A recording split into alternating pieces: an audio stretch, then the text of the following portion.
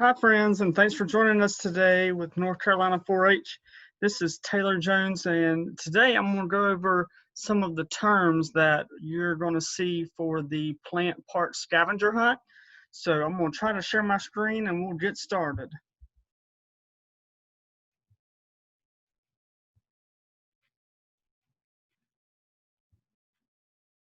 All right, so hopefully you can see my screen, my PowerPoint real quick.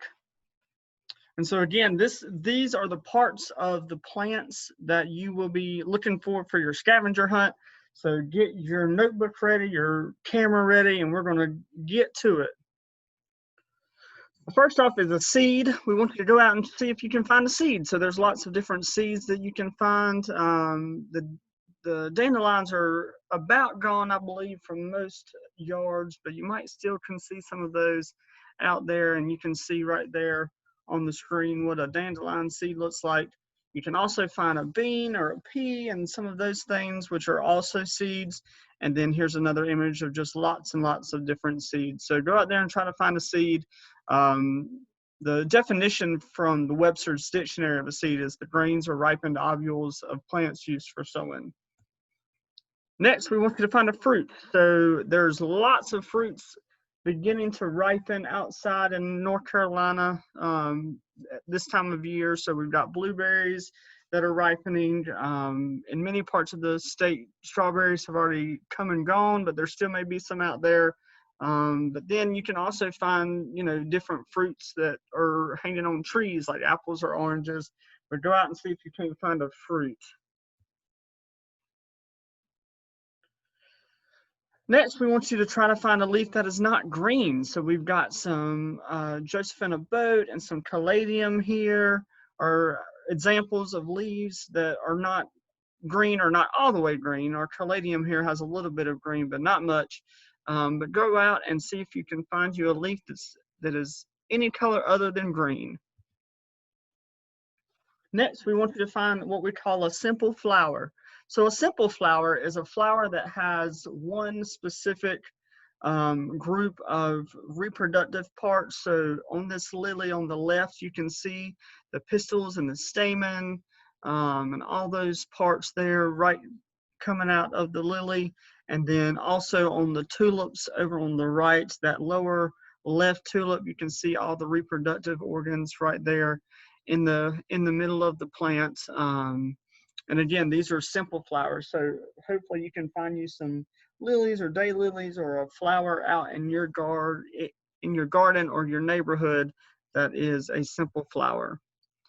Next up is a compound flower. So the difference in these is a compound flower actually is lots and lots of different flowers together. So you can see that we've got all these teeny tiny little flowers inside of the center of this sunflower, and each one of those will actually produce a sunflower seed. You've got the whole inflorescence that includes these big yellow petioles or petals on the outside, and then same with this zinnia on the right, as you see the tiny little flowers in the center, and then it's got the bigger pieces on the outside that make up the whole entire inflorescence. But go out and see if you can't find you a zinnia or a sunflower, which is called a compound flower. Next up, we want you to find a simple and a compound leaf. So a simple leaf example may be a maple leaf or something along those lines, but a leaf that's just one leaf that is connected directly to the stem of the plant or the branch of a plant. And then we also want you to find a compound leaf. So here you can see many different examples of compound leaves, one being the clover. So you might could find you an actual clover in your yard, and that is considered an example of a compound leaf. But we've also got ash trees and chestnut trees and different trees that have compound leaves, but we want you to go and find both simple and compound leaves. We also want you to find a variegated leaf. So variegation means that there is a different pigment in or different color of the leaf. So either it's in the center or it may even be on the outside edges. A lot of times it's on the outside edges of a leaf. So here we've got a hosta, some liriope in the middle, and then some coleus on the right, all of which are variegated leaves. So see if you can find some of those in your yard as well. Next, we've got a herbaceous stem. So there's two different types of stems, a woody stem and a herbaceous stem. But for a herbaceous stem, you want to find one that's green. So that's going to tell you that that is a herbaceous plant. So lots of our landscape plants, our perennials, and annual plants have what we call a herbaceous stem. They're going to be green. They're going to be fairly soft, and typically you can sort of cut into those stems relatively easy, even with just your fingernail. But see if you can't find a herbaceous stem. And then next for that would be a woody stem. So of course a woody stem is all the other stems of plants. So lots of our shrubs and trees, and and some perennials have woody parts of them. So we want you to try to find a woody stem as well.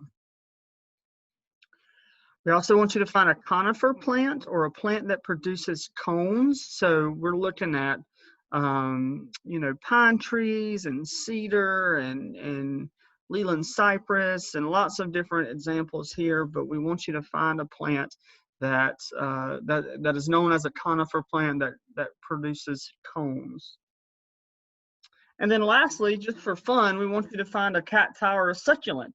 So there's lots of cacti and succulents, both outdoors and indoors. We can grow them as house plants, and some of them we can actually grow outside in our area, just like the prickly pear cactus there in the center. But go out and find you a cacti or succulent, and that will conclude your plant part scavenger hunt. So if you have any questions, please let us know. Shoot us an email, give us a call, and we'll be glad to help you. Thank you.